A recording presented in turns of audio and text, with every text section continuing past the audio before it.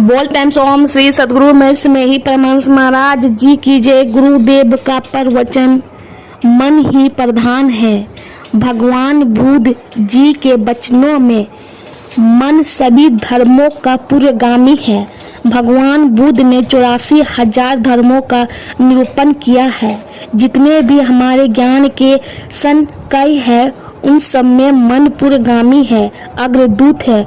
जो कुछ हम भुगतते हैं या जो भी फल या परिणाम प्राप्त करते हैं वह मन का ही परिणाम है। अगर व्यापक रूप में कहे तो हम कह सकते हैं कि हमारा फल हमारे विचारों पर निर्भर करता है।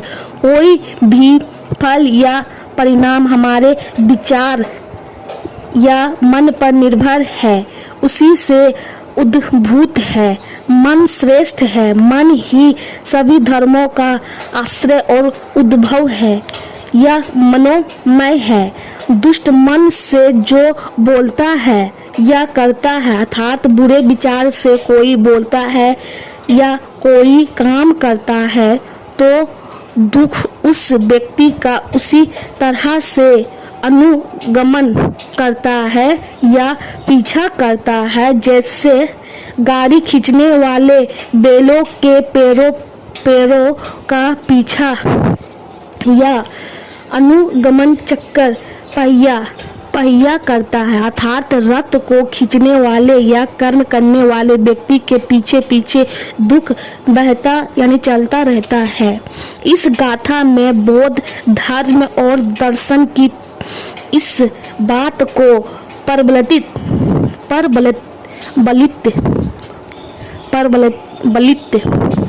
किया गया है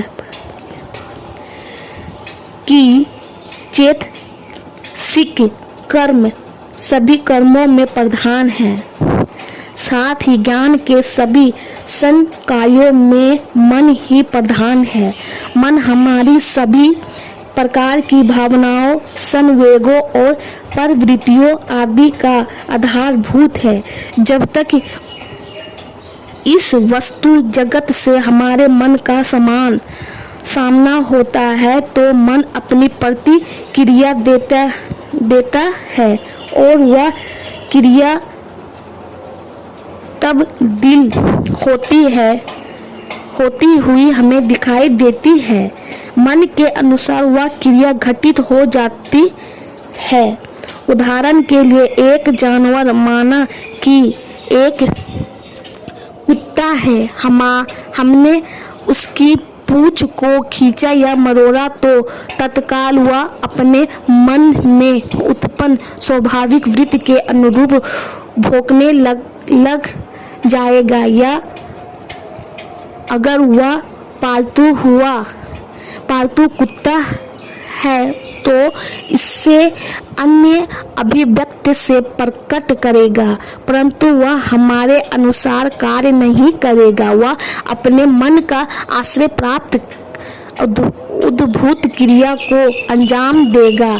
उसके मन में पूर्व हमारे ऐसे व्यवहार से जो कर्म गठरी बंधी है उसी के अनुरूप वह हमारे कृत्य को लेगा और व्यवहार करेगा। बौद्ध धर्म में मन केवल भौतिक तत्वों का संघात ही नहीं है, जैसे कि कभी कभी कुछ लोग कह देते हैं कि बौद्ध धर्म में भौतिकवाद को भार दिया गया है और मन की भौतिक शरीर के अन्य हिस्सों की तरह एक हिस्सा है एवं शरीर की समाप्ति के साथ ही इसकी समाप्ति हो जाती है। ऐसी बात बौद्ध धर्म में नहीं है। भगवान बुद्ध ने स्पष्ट बताया है कि जो जगत में अस्तित्व तत्वमान है, मन उसमें अग्रदूत है। शरीर के भस्मीभूत हो जाने से अस्तित्व तत्व का खात्मा नहीं होता है। यह तो निर्वाण का पद पाने से ही लभ्य है।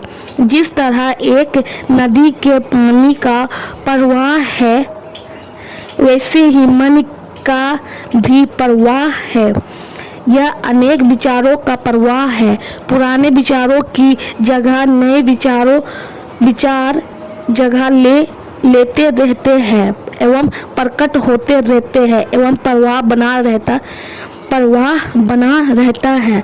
जैसे हमें नदी एक सी लगती है, वैसे ही हमें मन भी एक होने का आभास मात्र देता है। वस्तु तत्व पंच संकदों से निरूपति वेदना, संज्ञा और संस्कार, जिन्हें धम्म भी कहा जाता है, उनमें यह प्रधान है और उनसे उद्भूत भी है। ये विज्ञान नामक चौथे संकद के साथ ही उत्पन्न होती है और निरुद्ध होती है। इन संकदों में विज्ञान प्रधान है और मन का प्राधान है। अस्तित्व उसे चेतना या मानस भी कहा जाता है। मन, मानस या चेतना आदि विविध संज्ञाएं मात्र है, परंतु उनका निहितार्थ मन ही है। इसी चेतना या मानस द्वारा कुशल या अकुशल कर्म होते हैं। वे ही कर्म भवचक्र, मुक्ति या बंधन का कारण होते हैं। चक्षुपाल थेर की अंधता उसके मन के अकुशल हेतु का फल था। उसके मन का अभिप्रेत ठीक नहीं था। उसने अपने पूर्व जन्म में उस औरत को मन की अकुशल भावना या बुरे अभिप्रेत से अंधा बना दिया था।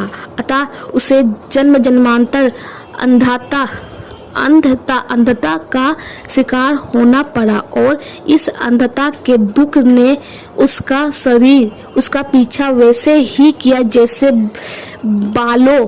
बैलों के पैरों का पीछा गाड़ी के चक्के करते हैं। इसी गाथा में आया दुख शब्द पर भी संक्षिप्त दृष्टिपात करना उचित रहेगा। दुख शारीरिक या मानसिक आदि किसी भी प्रकार का हो सकता है। इसे बौद्ध धर्म में निरूपित दुखता से समझा जा सकता है।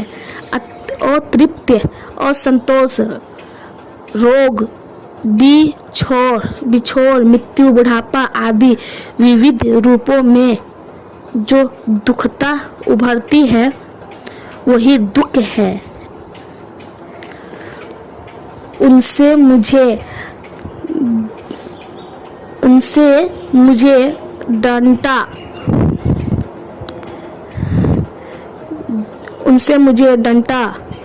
उसने मुझे मारा, उसने मुझे डांटा, उसने मुझे मारा, उसने मुझसे जीत लिया, उसने मुझको लूट लिया। जो ऐसे मन में बयान रखते हैं उसका वैर शांत नहीं होता है, अर्थात वो अशांत रहते हैं। इसलिए परम सुख को प्राप्त करें जिससे आपका परम कल्याण हो।